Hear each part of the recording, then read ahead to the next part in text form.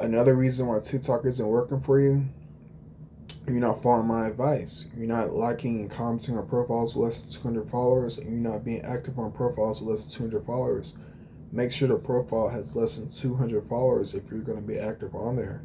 You're wasting your time on the bigger profiles. You're wasting your time reaching out to the bigger profiles that don't give a fuck about your views. Really, you should do the exact opposite. Reach out to the smaller channels that's actually going to enjoy your view.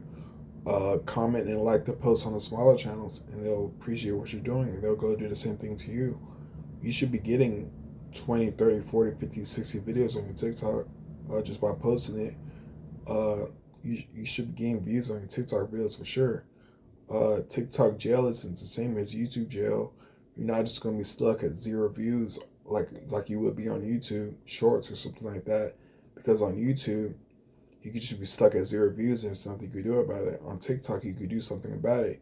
You can actually just pump more videos out and just keep pumping videos out and stay at it and buy ads or something like that and get your videos going more. But maybe you should look into buying ads, and we'll talk about that in the next video.